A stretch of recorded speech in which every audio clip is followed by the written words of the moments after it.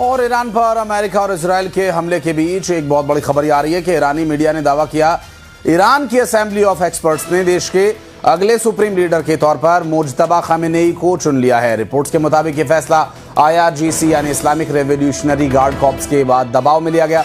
Mojtaba Khamenei supreme leader Khamenei के बेटे हैं और असेंबली ऑफ एक्सपर्ट्स ईरान में सुप्रीम लीडर चुनने वाली सबसे अहम संस्था मानी जाती है। इस फैसले ने ईरान की सत्ता में संरचना में नए सवाल खड़े कर दिए हैं।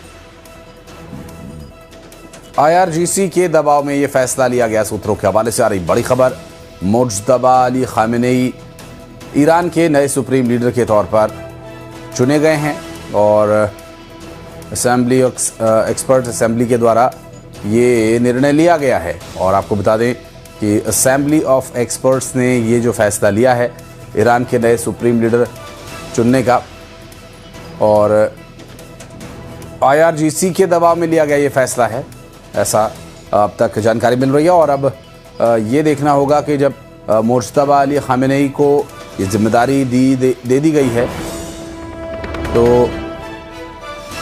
और इस बीच अमेरिका ने तेहरान पर एयर स्ट्राइक कर दी है। मिल रही जानकारी के अनुसार हमलों से तेहरान दहल उठा है और रिपोर्ट्स के मुताबिक अमेरिका के B-2 स्पिरिट बॉम्बर्स विमानों ने IRGC के कमांड एंड कंट्रोल सेंटर, हथियार डिपो, मिसाइल प्रोग्राम से जुड़े ठिकानों को निशाना बनाया और बमबार्डिंग की। आप देखिए तस्वीरें ईरान तेहरान से सामने आई है तस्वीरें।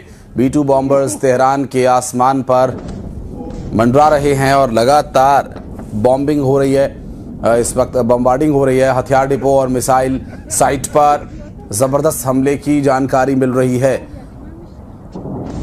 और आपको बताते चले ईरान की तरफ से रात में दुबई में हमले हुए हैं और दुबई में अमेरिकी कॉन्सुलेट के पास ड्रोन से हमले हुए और ड्रोन हमले के बाद आग लगने का भी एक वीडियो सामने आया।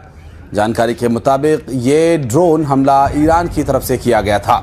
सोशल मीडिया पर एक वीडियो सामने आया है जिसमें ईरानी ड्रोन अमेरिकी कॉन्सुलेट को हिट करता हुआ दिखाई भी दे रहा है। ये देखिए तस्वीरें हम आपको दिखा रहे हैं जहां अमेरिका के विदेश मंत्री मार्को रूबियो ने बताया कि कॉन्सुलेट से जुड़े सभी लोग सुरक्षित हैं, सभी की गिनती की जा चुकी है और हमला कॉन्सुलेट की बिल्डिंग पर नहीं बल्कि पास के पार्किंग लॉट पर हुआ था।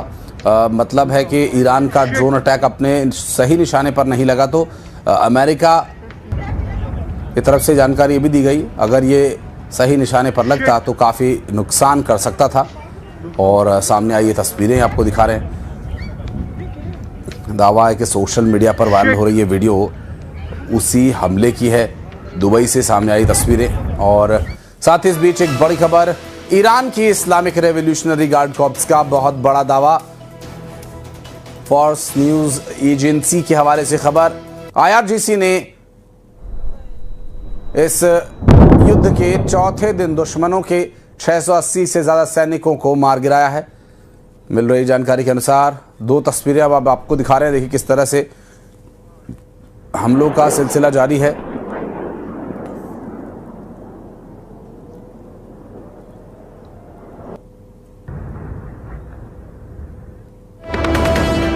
और इस बीच अमेरिकी राष्ट्रपति डोनाल्ड ट्रंप ने होर्मुज स्ट्रेट को लेकर एक बहुत बड़ा बयान दिया। ट्रंप ने कहा कि अमेरिका अब गल्फ से गुजरने वाले जहाजों को प्रोटेक्शन देगा।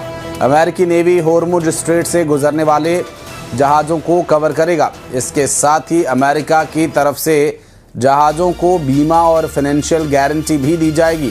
ट्रंप ने कहा कि अगर ज़रूरत पड़ी तो अमेरिकी नेवी होर्मुज स्ट्रेट से तेल टैंकर्स को एस्कॉर्ट करना भी शुरू करेगा। यानी अमेरिका के सुरक्षा गारंटी से होर्मुज स्ट्रेट से गुजरने वाले तेल टैंकर सेफ रहेंगे और तेल की सप्लाई अच्छे से हो सके, इसके लिए तेल की कीमतें कंट्रोल में रहें, इसके लिए अमेरिका ये निर्णय लेने की बात कर रहा है। डोनाल्ड ट्रंप ने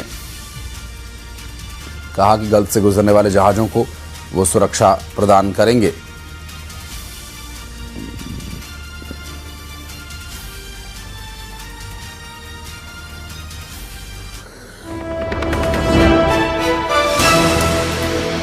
और इस बीच एक बड़ी खबर, राष्ट्रपति डोनाल्ड ट्रंप का बड़ा बयान। विदेशी न्यूज एजेंसी से बातचीत में ट्रंप ने कहा खामेनेई उन्हें मारते उससे पहले उन्हें उन्होंने ही मार दिया।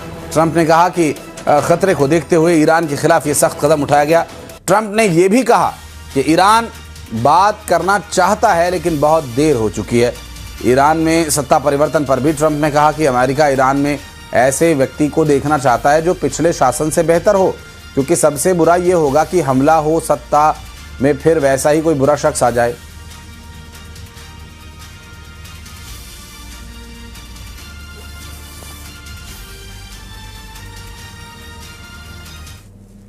Based on the way the negotiation was going, I think they were going to attack first, and I didn't want that to happen. So if anything, I might have forced Israel's hand, but Israel was ready and we were ready, and we've had a very, very powerful impact. We have them very much beaten militarily from the military standpoint. They're still lobbing some missiles. At some point, they won't even be able to do that because we're hitting all of their carriers. We're hitting all of their missile stock. You know, they built up all these missiles over the last few years. They had a lot of them. They've shot a lot of them, and we're knocking out a lot. I guess the worst case would be we do this, and then somebody takes over who's as bad as the previous person, right? That could happen. संयुक्त अरब अमीरात पर Iran के हमले से जुड़ी बड़ी खबर।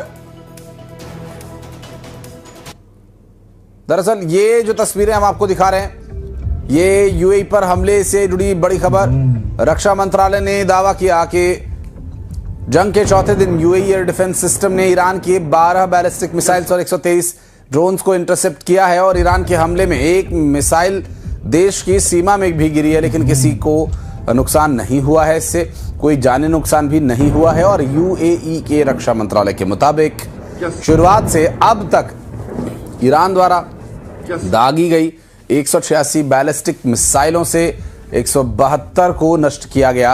812 drones में से 755 इंटरसेप्ट किए जा चुके हैं। ईरान के हमलों में 3 विदेशी नागरिकों की मौत हो चुकी है, जबकि 68 लोगों को मामूली चोट भी आई है।